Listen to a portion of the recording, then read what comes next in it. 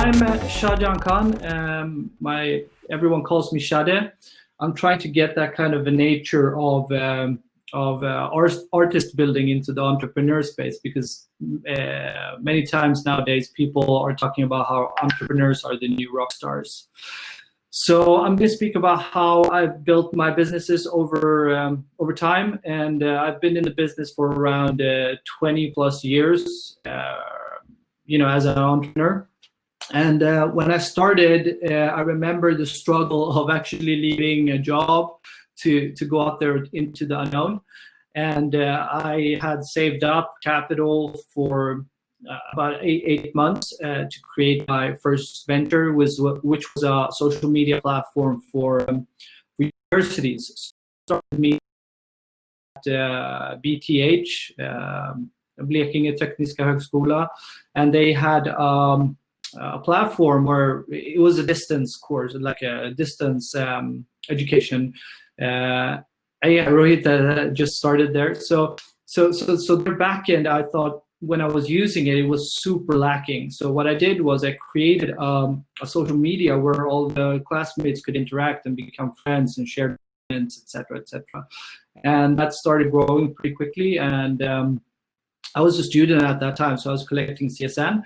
And it was pretty hard to get by because I didn't want to take a loan and do all of these things while I was running this venture. So this started as just like a fun thing where it was easier to get to know people over the internet because you wanted to have study buddies, whereas you don't get that when you're doing distance courses. So I created that, and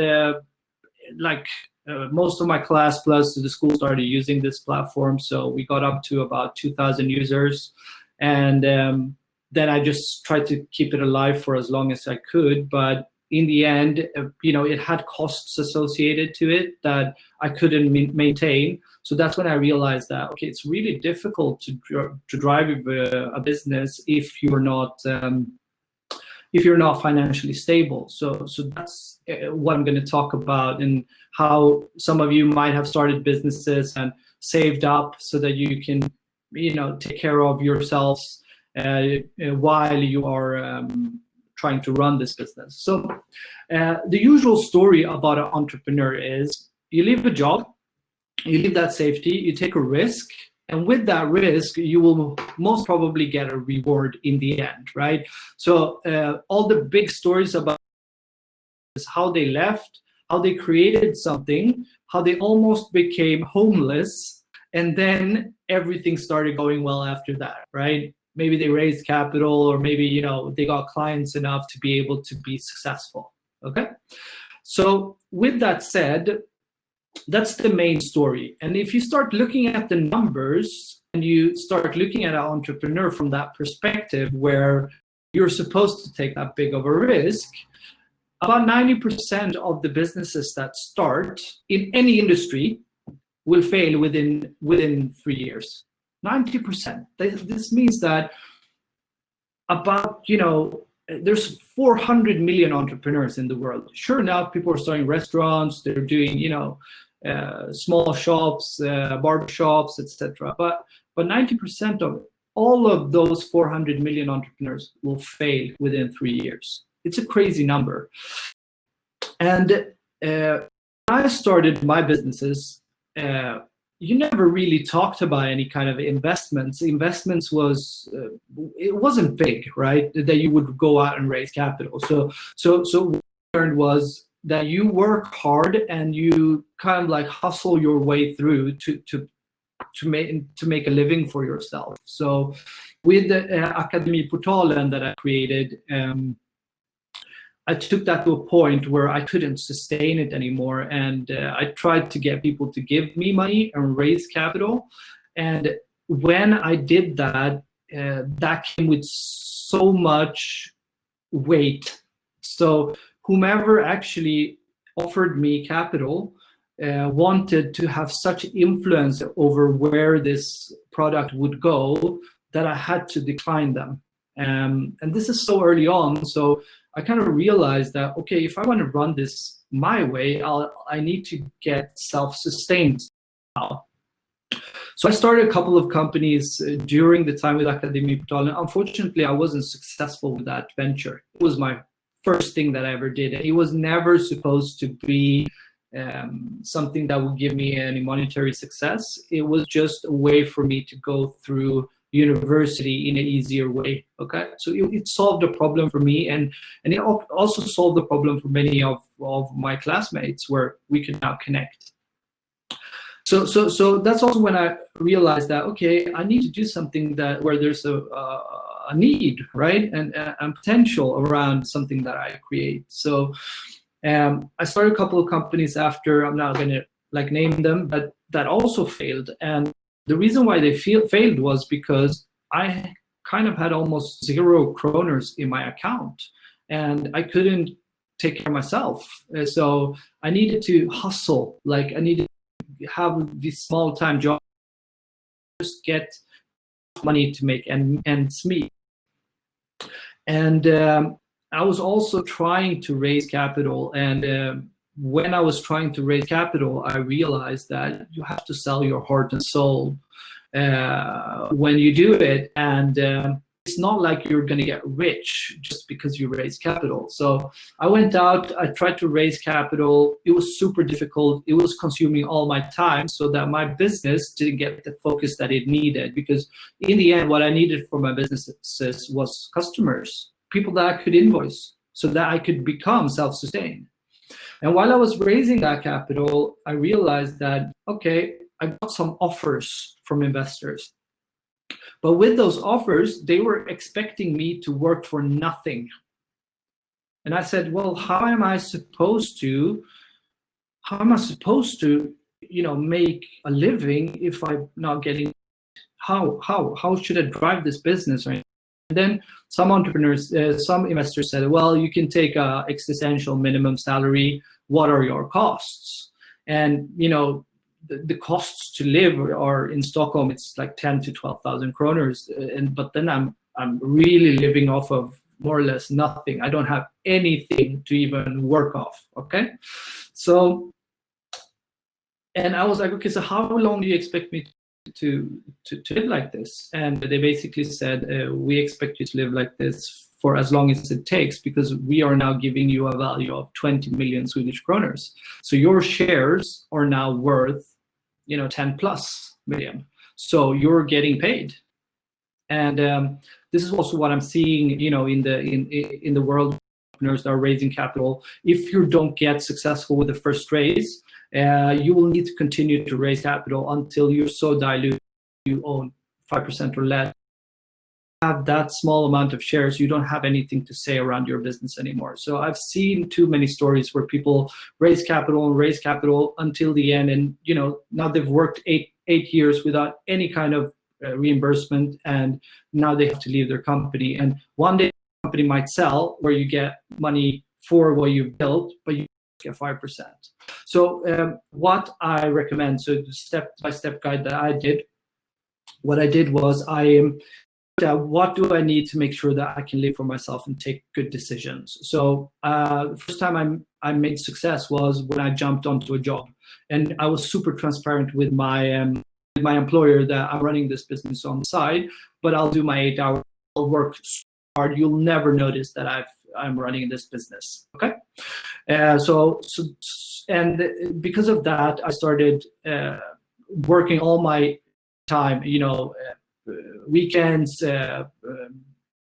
evenings, etc. I just hours and hours and hours of time into it, because when you start your business, you go from maybe becoming let's say that you're a project manager. You leave the project manager job to become a CEO, CTO, CFO, CIO, salesperson. You do every role, and when you do that, you'll see that you learn so much. And when you start applying that wisdom and that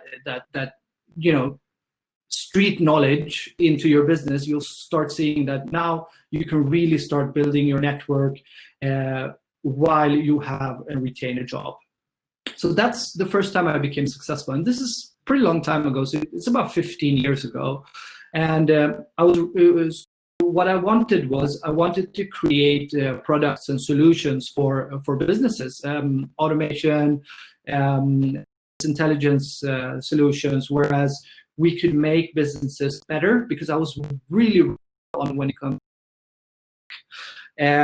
So I looked at it and I said, okay, that's going to be super hard to sell into businesses and build without having a sustainable business that can always supply me with enough salary to make that work. So what I did was I created an agency. I was pretty good at SEO and everything web related. So I created an SEO agency. I grew that so that I could take, a salary that, more than 95% of the Swedish citizens get. Plus, I could always make a profit in the end of the year, which gave me that instrument where I could use my own capital to grow my businesses.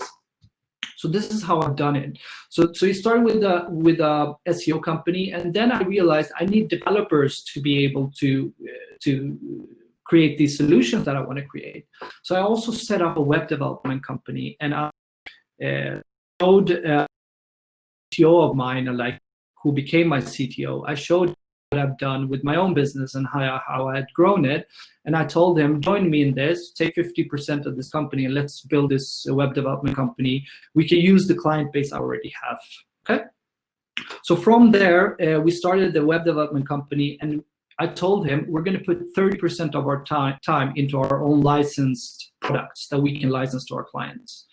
So 70% of the time we put at just making sure we had enough money that we were happy. We could have this car that we wanted. We could live in a house or apartment that we wanted. We could go on trips. We could travel 3-4 times a year, and we could go to dinners anytime we wanted. So that was the only goal of that specific business. Was we don't want to grow this super big. We just want to make sure we are as profitable as we can.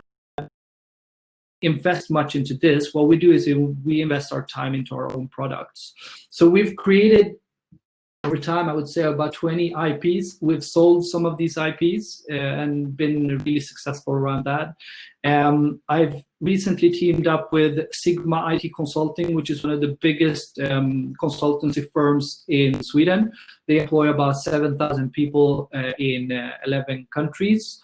And I have teamed up with the founders and the CEO of Sigma because we are seeing a big need for what I did with the big corps, because the big corporations today are super slow. You want to change a process internally with their business. It will take, let's say you have an idea, you present it to your boss. First, you have internal politics. Let's say that this boss sees this as a threat, then he will close it down. If he takes it further, then you will have these processes kind of like they more or less set a committee. They need to put a budget into it. They need to look at who is going to run this new kind of venture within the industry, etc. And then it's been 3 years, and you guys know what happens in technology in 3 years. It becomes redundant, right? So what we're doing is we are now, because it was a struggle for me, and I don't want a lot of our entrepreneurs raise capital to start. It's always good to raise capital when you need capital. Let's say that you want to expand into a new market and you need to do it now because this is when it's happening, then fair enough. That's a great way to raise capital, but make sure that you can make ends meet so that you have a break-even last line before you bring that capital in, because otherwise you'll take bad decisions and you will over time dilute yourself to your company anymore. So I have another. Do you have any great advices to share to start in our position? Okay, let me read here. We were vertical markets booking. We work 2 years without income. We're loving it. We want to build it bigger. Are you making money, Daniel?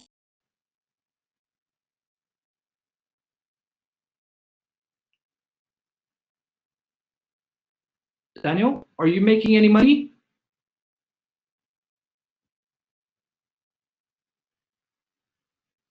No. Okay. So the best thing you can do is, if you're not making any money, because you need to live as well, right? So how are you living? I love crowdfunding. I have my own project called Token 9, which is we have helped companies do ICOs and STOs, whereas giving away any power to anyone else, you can still raise capital because someone believes in you. So in that sense, I really, really love crowdfunding, because in the end, we want you as an entrepreneur to run the show. And many times that stops happening when you raise capital, even if you raise 10%, because now debt to that specific person that has his needs that needs filled, right? So you will tiptoe around making sure that they're happy, because then you won't get the other round if they're not.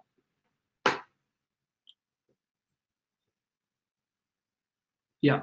So basically, what we did with Axture, speak a little bit about Axture, is that we created a solution where we send our entrepreneurs to our big corporations, and we at the same time create a role for them with entrepreneurship with the big corporations. Okay, so you will get entrepreneurship without risk, because you're making money. You will make not ends meet enough so that you can do all of these things, so that you don't need to think about what's like should I do in the future.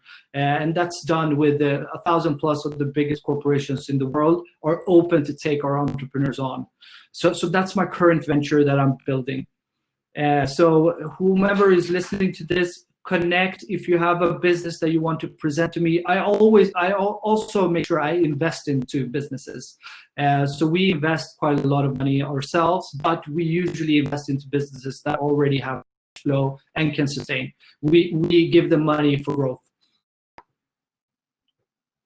Okay, Joel, not really a question, but funny story. Once if they could supply funding, and they said they apparently had tons of contacts. Sounds good. 140% of the company just to help out. No capital, no nothing, just to help. Needless to say, we kindly declined. Yeah, so that happens as well. I can tell you a little bit of our entrepreneur that we're accelerating in digital transformation.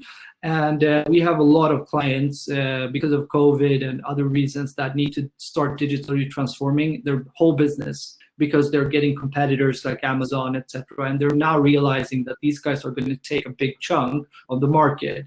So what we're going to do is, so there's a certain amount of people that's necessary in these industries, and agile is a buzzword in the big corp industry right now. Everyone wants to start working agile, and to make the corporation start working agile, you need something called an agile coach. So that person will then educate, management and everything to start working in an agile way.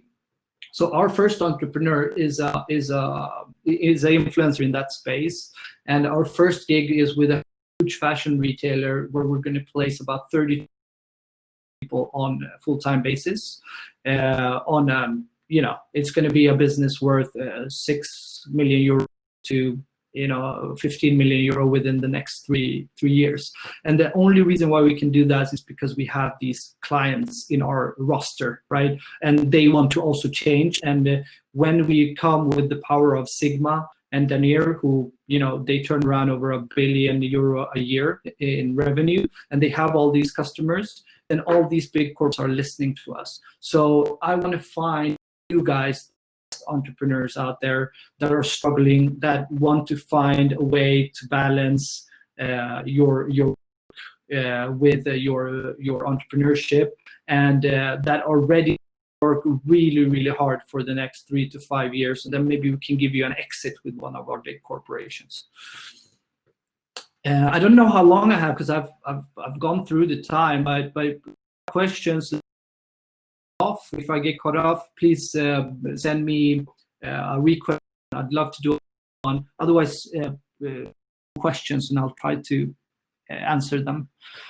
Philip says, as mean of creating turnover, so this might be a solution as well. Yeah, Jasper, I would say that networking is the best way to. Identify where your customers are and where they are outside of their work situation, and then tap into those networks and start to make friends. Because in the end, the best businesses are done between friends. Okay, how to minimize the risk out of some growth opportunities while growing without investor money. Yeah, so Johannes, that's the thing. If you see a big opportunity in a specific market and you haven't any investor money, time where you should go out and look. And you will also realize that when you are self-funded and you've gotten to a point where you're IP, the investors will think you're much more interesting to invest in as well. So all my ventures that I've had after I started getting successful, every time I presented, investors say, hey, you want capital? And I say, no, I don't want your money. And what they do is they start chasing you after that because you don't want their money, because they're used to everyone chasing after them for their money. So as soon as you say, I don't want your money, that's when they want to get in with you even more. That's the best strategy is, if an investor tells you they want to invest, tell them no. And you'll see that they'll come after you. Okay. Since we were in early stage idea of our valuation and we needed to invest in secure about 100,000 euro, we might have a pre-seed round, but we are not sure we want to do it that way. Build a higher valuation before we take on investor. And also, I think bit of a valuation as you can, and always ask yourself, why am I taking an investment? Am I just taking an investment because it's hyped and everyone is doing it, or am I actually taking this investment for a specific reason? I don't want your money is the absolutely best investor strategy. Present to them, but tell them that we're not investable at this time.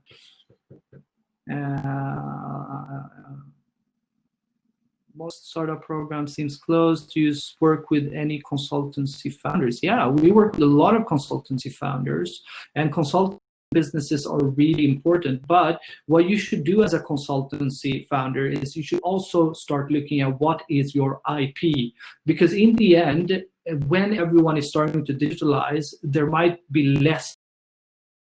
I'm not talking about 5 years from now, but I'm maybe talking about 15 years from now. So if you start your consultancy, make sure you also look at what kind of IP can we build, because the IP in the end is what's going to give your business a value. Okay. Sure enough, I've on top of my talk, I've put my LinkedIn in there. You can also send me a message here on UPPSTART, but connect with LinkedIn. Tell me that you're part of my talk, and I'd love to. I love to grow my network, and it doesn't matter who you are. I'd love to connect with you, right? Because in the end, you might be just that person that I need. I might not even need you now. I might need you in 5 years. But if you have your network and I've spoken to you, I can always connect the dots in the end. Or I might be able to get you a job or whatever, right? It's all about who do you know, what are they able to do for you. So what I'm doing is, my focus right now is helping others, because I've built myself business enough so that I make money enough so that I can help others. So that's what I'm currently focusing on. Yep. Any other questions? So remember that I don't want your money. That's the best strategy if you want to raise capital. But if you can, make sure you don't. And when you raise capital, make sure you know what you're raising capital for, and you just and you don't go raise capital for nothing, because in the end, that capital is not coming back to you. It might come back to you if you grow, but you're not getting that into your pocket.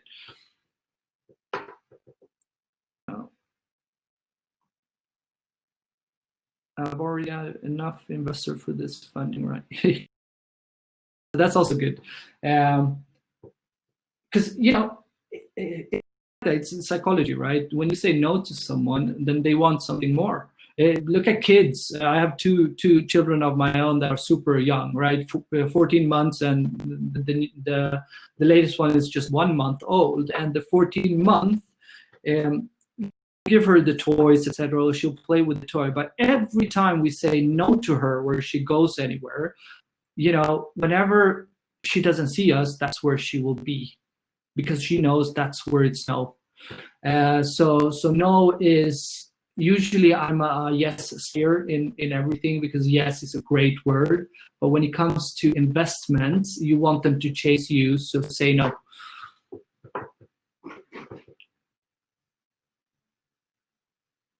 Cool. Any other questions?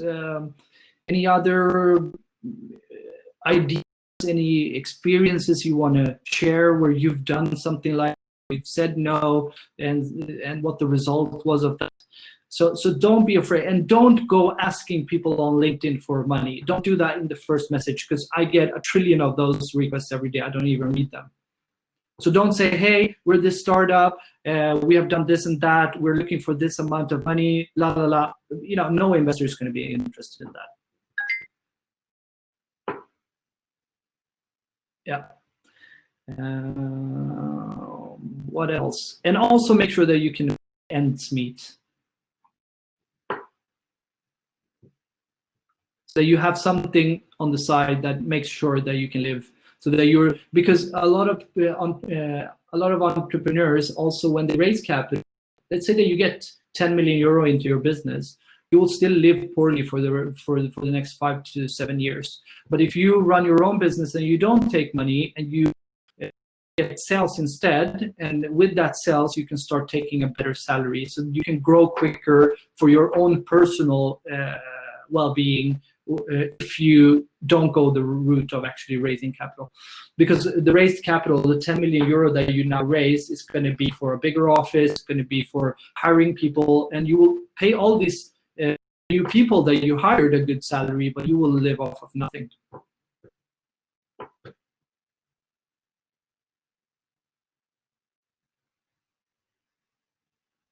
Thanks, guys. Thanks. I'm going to be here as long as I'm not cut off, and I can show you here a little bit of our deck for the Axture presentation. So we have one like here. It says, "Stop the struggle. Let us help you grow your business while maintaining your financial stability." That's one of the best takeaways that I had when I started my business, was when I maintained my own financial stability.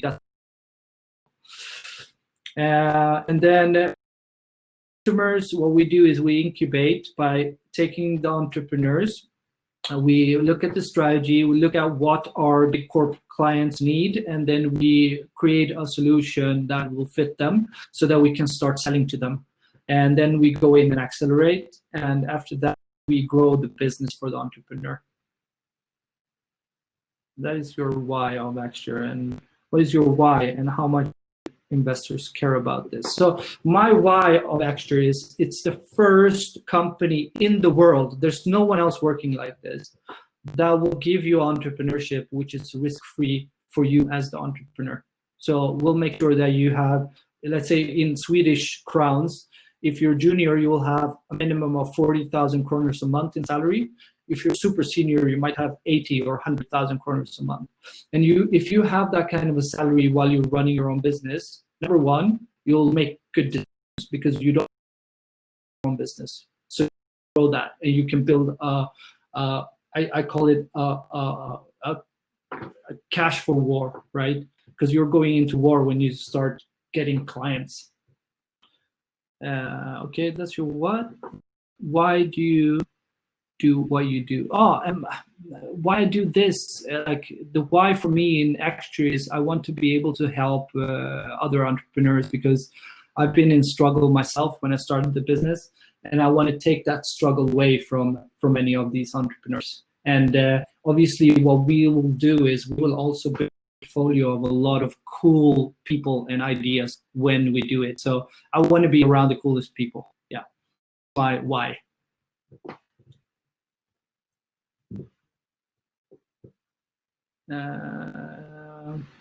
And do you say that in investor pitches? Like So when we bring our entrepreneurs in, what we do is we offer them a consultancy with one of our big corps. So let's take an example. Let's say it's Volvo and you've created battery technology, okay? So then we will tell Volvo that Edward has created something in battery technology that could potentially revolutionize the market. So, but Edward is super early on, so we want him to come in with your battery tech team and help them on, it might be research and development, but Edward is an entrepreneur, so he can drive these questions internally and help you get faster, okay? And if you want Volvo, you can now own 5% of Edward's company at a low valuation. So what happens to your business, Edward, when both us, for example, Sigma and this big company that is making €1 billion a year business, and Volvo now owns a piece of your company? What happens with your value? It goes right through the roof, right? Because now all the investors, did Volvo now enter into this venture? Why? Okay, so, and we will start presenting investors as well, but we will say, this is what we have in our pipeline. This is the kind of projects that we're working on, and we'd like to see and explore if there are synergies between us in the future. So we won't give them a chance to invest early. So then they know about this venture from us, but it's not investable. And then maybe in 4 years, if the company wants to go into other markets and need more money to just then we'll go back to the investors and say, now we might be investable, but it depends. It needs to be on our terms, etc., etc.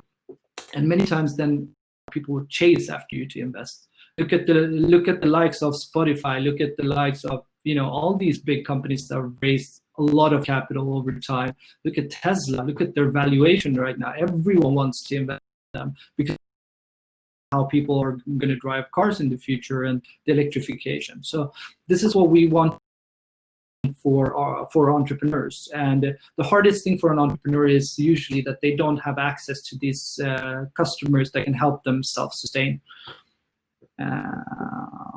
Very cool. Wonder what percentage would the paid entrepreneur own in the business company? So the entrepreneur should always own minimum 51%. So we take from, depending on how far along you are, if you just have an idea and we like you as a person and we think you can make this happen, we might take 44%. And then we want you to allocate another 5% for our customer, if it's Volvo or Microsoft or whoever it is, right? So that in maximum we own 49. But if you're pretty far on, like you've already created an MVP, you might have a little bit of sales, and you want to take that leap in big corp so that we can get your revenue up, then that's 5% in your business, and you own 95%. Yeah.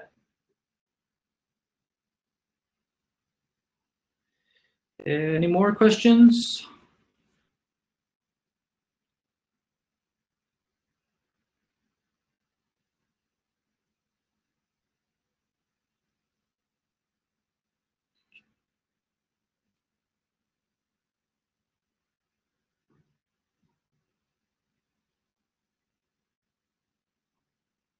And also one of the big key takeaways of this is also that because we're in 11 countries, we're not restricted to this specific market. This is a global thing. So we're finding entrepreneurs all over the world that we are looking at, and big corps, they don't really necessarily care that you're a country as their own growth in the future. So we also set up acquisition strategies in the start if you want to have one. So you might tell us that, okay, if I get X amount for this company, I'll sell. Then we can have that with us and present that to our customers early so that they know in 3 to 5 years they can acquire the whole business.